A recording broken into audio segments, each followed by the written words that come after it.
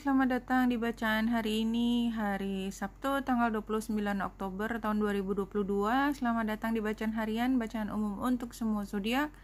Ambil hanya jika resonate, silakan lihat description box. Siwa video ini untuk rangkuman bacaan hari ini. Hari ini bulan ada di Sagittarius di 25 derajat 0 menit pada pukul 12 siang waktu Indonesia bagian Barat, oposisi dengan Mars yang ada di Gemini 25 derajat 35 menit. Ini Mars sudah station ya, jadi ini ada energi yang lebih kuat dari biasanya Mars. Mars itu energinya agresif dan dia ada di Gemini. Jadi kalau secara umum tanpa melihat apapun, melihat yang lain, Mars yang station di Gemini itu energinya menjadi lebih kuat, lebih membara, lebih sukar untuk sabar ya, lebih sukar untuk sabar, artinya butuh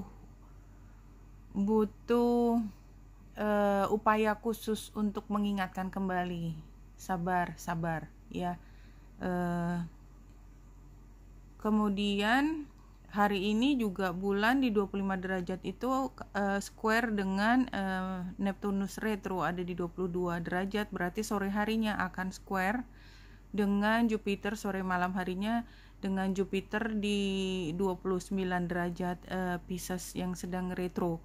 Jupiter di Pisces itu di tempat nyamannya dia. Jadi kalau bulan square dengan Jupiter, biasanya kita menjadi di posisi yang lebih lemah gitu ya, di bawah tangan tangan yang di bawah, bukan tangan yang di atas gitu ya.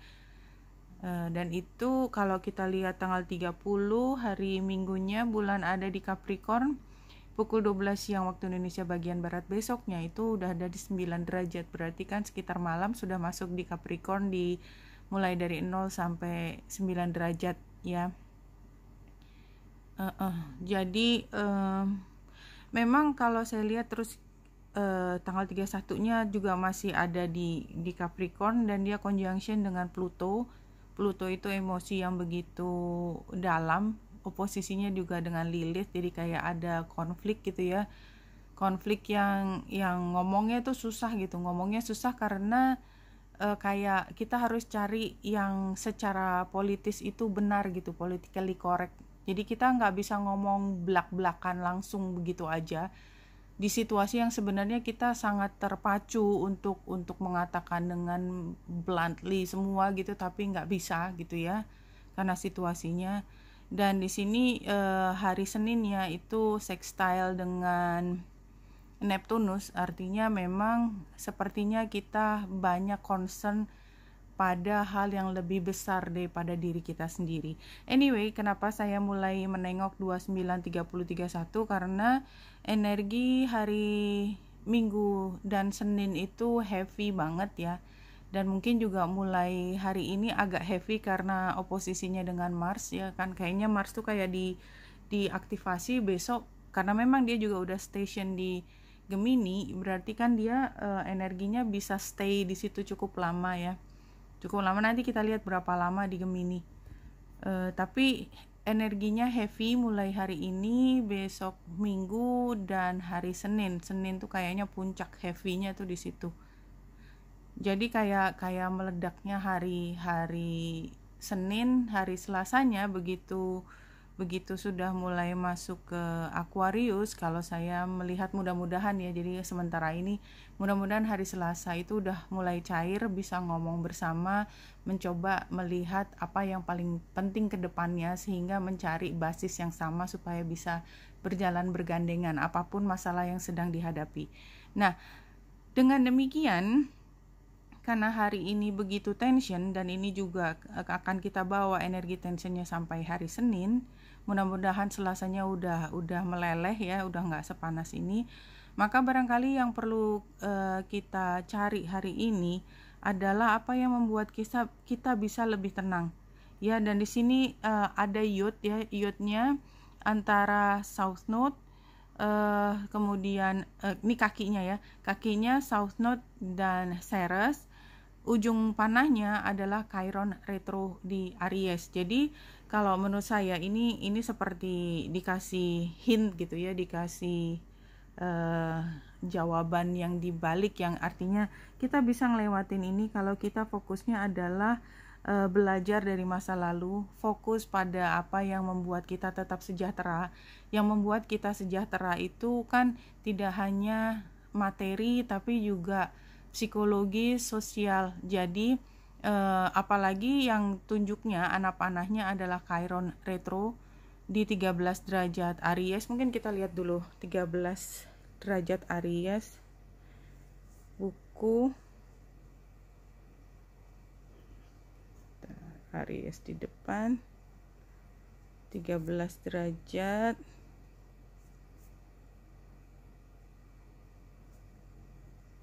Ya.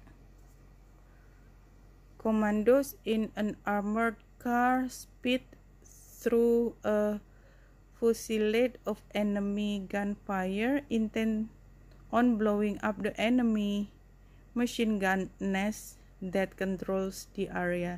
Ini udah siap mau perang. Udah kenceng banget jalannya, udah mau perang. Jadi memang kayaknya kita diminta untuk siap perang, tanda petik ya.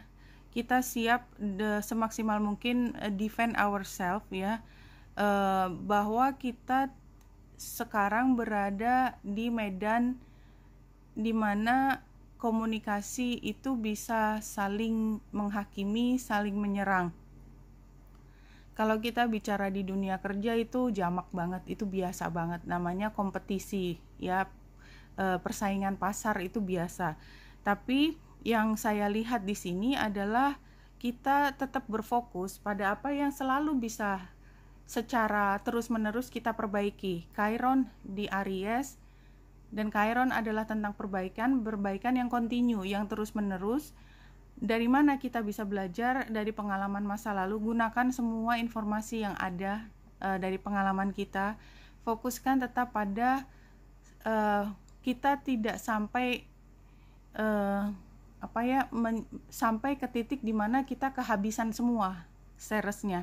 Itu yang ada di sini.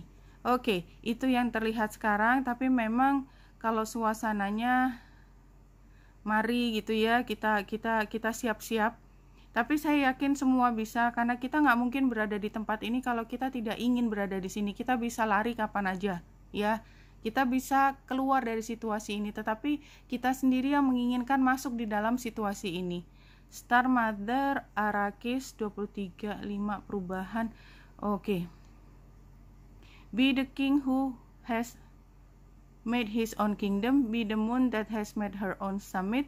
How much longer will you cuckoo like a pigeon? Exactly. Jadi apa sih kunci dari kemenangan kita masuk ke medan perang ini? Apalagi kalau kita bicara konteksnya tadi adalah persaingan pasar, persaingan antara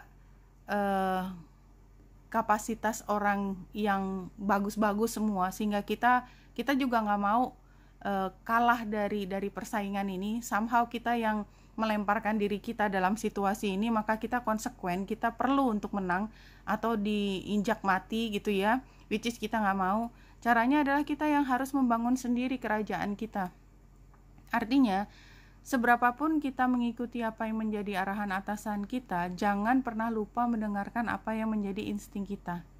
Karena kita yang paling tahu situasi kita, dan kita sendiri yang harus menghadapi medan pertempuran tersebut, apapun maknanya ya. Jadi ambil hanya jika resonate seperti biasa. Kalau mungkin ini masuk akal, silakan diambil.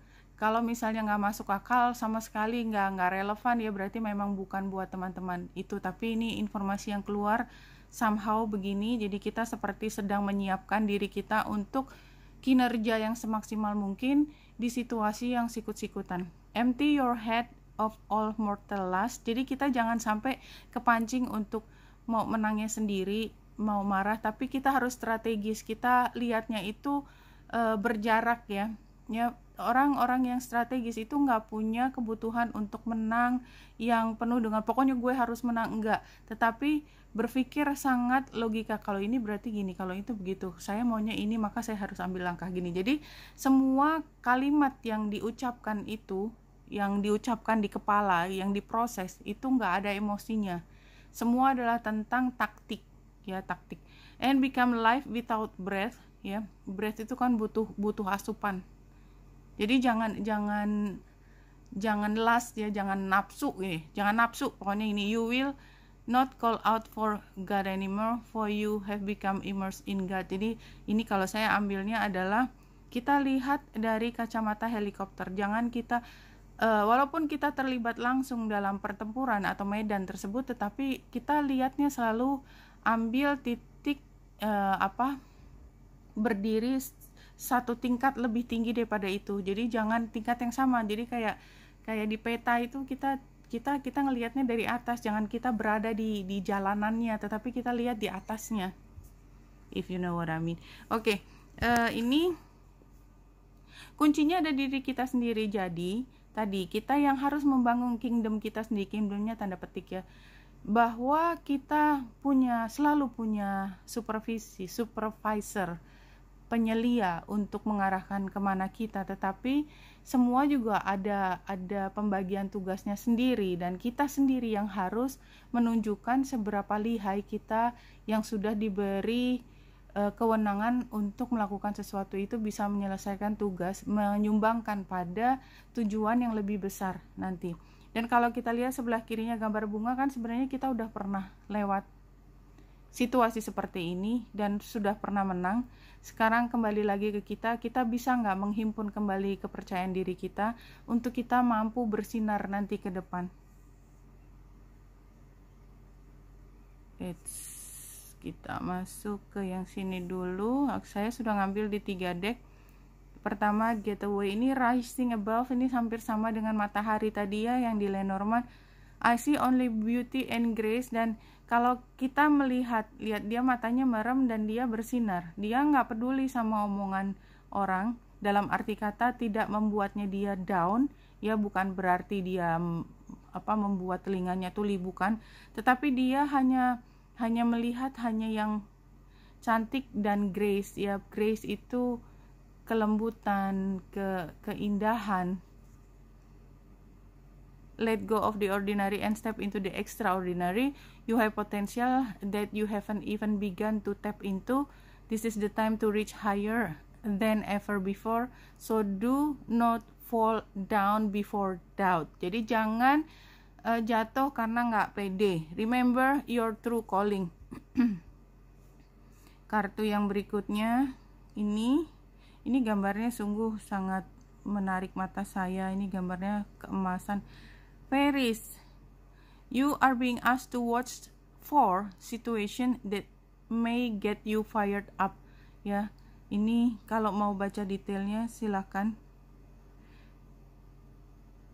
Jadi di sini situasi yang uncomfortable, ya. Do your best to stay in the moment, be mindful, and do not allow yourself to slip back into old patterns. Jadi cari cara baru by staying true to who you are now.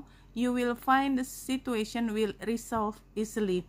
The fairies are showing you the magic of staying present and heart-centered. Clear, ya, masih sama ceritanya dengan yang tadi. Ini kalau dari Psychic Tarot ini kita lihat satu-satu.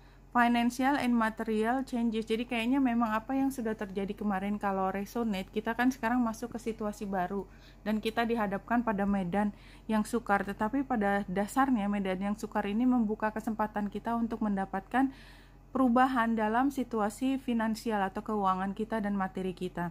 Dan kita expectingnya tuh stand your ground. Kayaknya kita harus berdiri tegak dan melakukan semuanya dengan cara yang penuh dengan kekuatan. Caranya kekuatan, tetapi hidden influencesnya adalah kita harus belajar sendiri. Stop. Your soul is calling out and need to be honored and heard. Jadi kayaknya kita tahunya bahwa di dunia atau di medan yang pertempuran tanda petik persaingan itu adalah kuat-kuatan, tapi ternyata ada yang lebih beyond daripada yang tampaknya hanya peperangan. Ada sesuatu yang lebih, kan. Kalau saya senangannya refer ke film-film, ya. Jadi ternyata kemenangan itu letaknya tidak hanya di kekuatan fisik, kekuatan senjata, tetapi di kekuatan delegasi, negosiasi dan lain sebagainya. Dan ini yang harus kita pelajari, hidden influences-nya. Jadi kalau kita nabrakin kepala kita, yang ada dua-duanya hancur dan nggak ada yang bisa diselamatkan, tetapi somehow ada sesuatu yang memang tampak luar pertama harus bertentangan, tetapi kemudian bisa saling komplementer. Nah, ini advice-nya base chakra. Ini kan root chakra ya. Survival, physical body, issue of money. Iya, jadi ini sama dengan gambar Ceres yang ada di chart ya. Jadi base chakra kita kalau nggak lewat sini, barangkali kita kehilangan apa yang menjadi rootnya kita. Jadi selalu kembali ke tujuan utama kita, awalnya kenapa kita berjuang, dan resultnya adalah rejoice in celebration sih. Jadi kartu ini seperti cerita awalnya tuh kayak penuh dengan pertentangan, tetapi somehow ini kemenangan bersama. Jadi yang tampaknya musuh di medan yang sedang kita hadapi sekarang, somehow sooner or later mereka adalah ally-nya kita. Kalau saya sih sering melihat ini sebagai satu hal yang biasa. Jadi sering saya punya banyak persaingan yang tadinya saya pikir ini adalah benar-benar completely the opposite side gitu ya. Tapi setelah berusaha kerja bersama, kemudian mampu bekerja sama, kemudian ternyata mereka menjadi teman saya yang paling dekat, yang selalu mampu untuk membantu saya. It happens all the time. Jadi kalau saya melihat situasi ini, tapi bukan saya cerita terus gampang gitu, enggak, penuh tangis, darah dan luka juga sama gitu. Untuk bisa bareng itu komprominya luar biasa juga, tetapi kita harus berani dan jujur. Berani dan jujur itu udah kuncinya di situ. Dan kita punya resiliensi, nggak terlalu sensitif. Karena kalau kita udah berani menempatkan diri kita di situasi seperti ini, jangan cengeng. Nangis boleh, tapi kita harus selalu mampu untuk mencari core-nya kita kembali dan berdiri tegak kembali. Oke, ini kartu yang keluar saya baru lihat. Knight of Cups itunya ya. Sarannya itu kan, kalau Knight of Cups itu kan satu hal yang kita niatnya adalah baik, memberi dan mencoba mencari titik tengah. Oke, kembali di sini misunderstanding, lies, confusion. Jadi kayaknya memang informasinya di situasi ini kayak semua berat gitu. Kayak orang setiap kali datang ke kita kayak ngingetin, iya hati-hati aja, awas ya kalau gini nanti gini loh. Nah, siap-siap aja. Pokoknya selalu bolak-balik ke situ lagi, kayak kita dikasih warning satu hal yang buruk akan terjadi gitu ya. Challenge-nya adalah impractical, unhealthy, lazy. Jadi kita kan kayak takut gitu, kayak diciutkan, kayak dibikin kita nggak pede. Tapi mereka ketika ngomong hati-hati aja gitu tuh maksudnya bukan untuk mengecilkan kita atau menurunkan kepercayaan diri kita atau discourage kita, tapi karena mereka sebenarnya perhatian ke kita dan berharap kita lebih siap aja supaya kita nggak ketampar dan jatuh gitu. Tetapi kita bisa melihatnya sebagai situasi discourage dan kayak membuka pintu lebih besar untuk kabur dari situasi ini.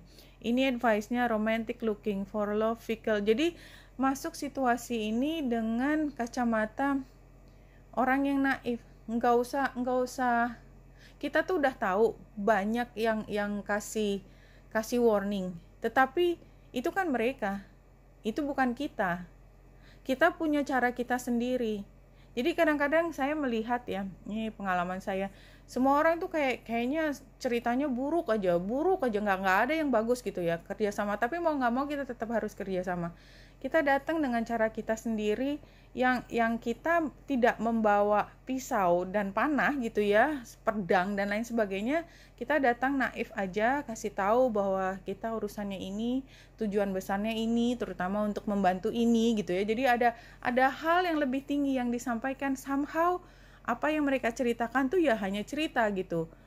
Hanya cerita tuh artinya memang kejadian, tetapi that doesn't affect me at all gitu loh pada saatnya. Ya, kemudian outcome-nya adalah emotional like family problem, separation.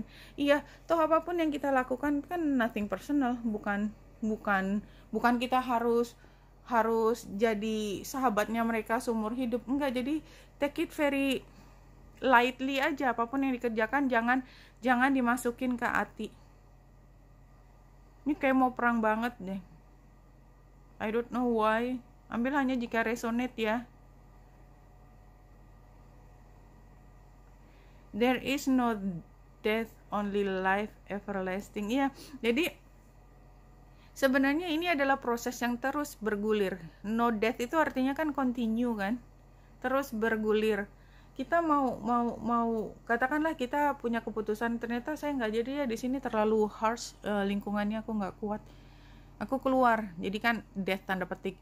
Begitu keluar, kita juga kembali ke situasi di mana kita punya struggle sendiri. Jadi mau di sini, mau di luar, mau dimanapun, kita akan ketemu dengan struggle yang sama. So karena kita toh nggak bisa menghindari bahwa ini adalah periodenya struggle, ya apa yang kita hadapi sekarang, terutama kalau kita udah punya determinasi untuk menjadi lebih kuat di arena ini, di area ini, maka ya take it sebagai pelajaran. Kayak tadi ya, sebenarnya ini ada di gambar ini, hidden influences, solitude. Kita belajar secara pribadi, kita bisa ngomel ke seluruh dunia tentang apa yang dilakukan orang lain, apa yang kita terima, apa yang kita lakukan kepada orang lain. Pada akhirnya toh mereka kan hanya mendengar, nggak ada satupun yang personal buat mereka. Yang personal ya kita ke diri kita sendiri, something like that. Oke, Wenita Indrasari sini, semoga membantu. Salam hati dan cahaya.